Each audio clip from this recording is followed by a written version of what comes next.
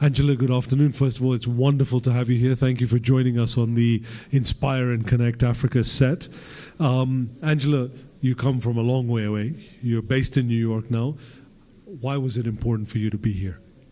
Thank you, Salim, and I'm quite happy and proud to be part of this discussion. So I think the main reason I'm here is because I'm quite interested in opportunities and platforms aimed at driving inspirational change as well as meaningful change.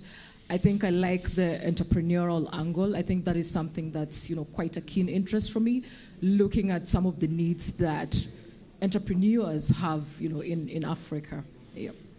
And you got a connection with France as well, and with the you're one of the young leaders with the French Africa Foundation.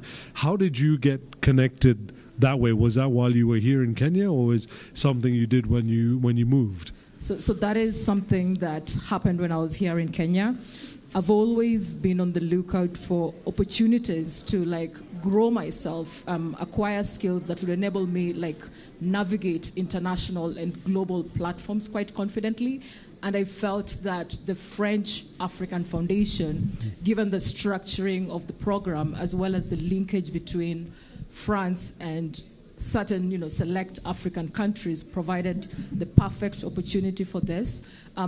As a matter of fact, I think the program with the French African Foundation has led me to develop a network outside of my traditional comfort zone.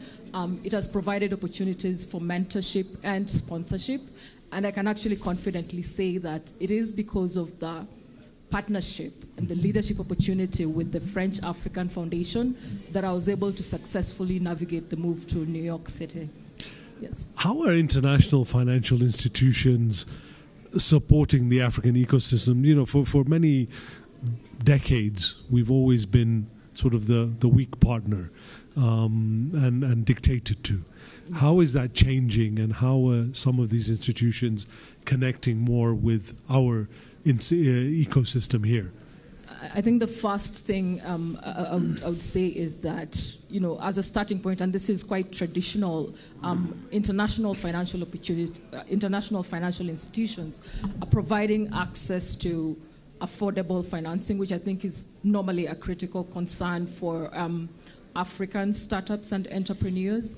I think they're also playing a critical role in facilitating access to transition financing, given that a lot of companies are in a race to meet not just their net zero commitments, but also to transition to net zero in line with the Paris Agreement.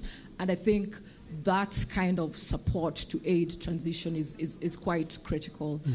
The other thing I think financial institutions are doing quite ably is providing access to international markets, which I think is typically a problem that is faced by a lot of African entrepreneurs and startups, particularly the international financial institutions that have a network outside of Africa. I think they provide corridors into markets such as China and Vietnam, particularly Southeast Asia, as well as other African countries and the Middle East, which some of these startups and entrepreneurs wouldn't traditionally access. Yeah, and I think that's a critical one. Yeah. How hard is it for young entrepreneurs to navigate getting these connections and doing all the paperwork and trying to get into this? I mean, you've got someone who's manufacturing T-shirts or doing something with beads or something. How difficult is it for them to do this? While we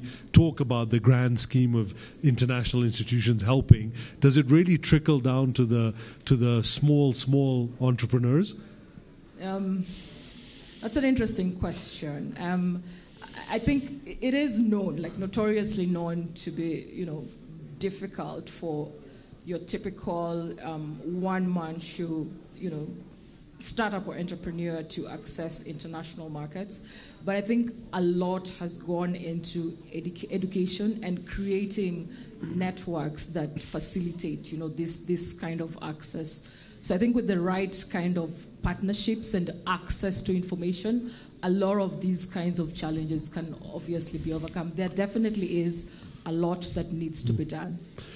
As a young African woman, how vital is your role in inspiring, connecting, and also bringing up the next generation of young African women to be part of this movement? So with the kind of experiences that I've had, I see myself as an agent of change. I see myself as a person that other women can learn from.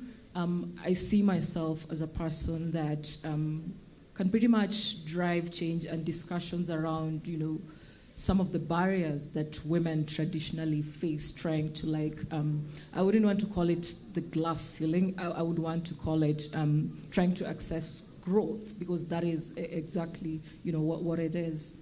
Yeah. Wonderful. Angela, thank you so much. Yeah. Fortunately, our time is up, but thank you for being a part of our discussions today. Continue to inspire, continue to connect, and we'll see you soon. Thank you, Salim.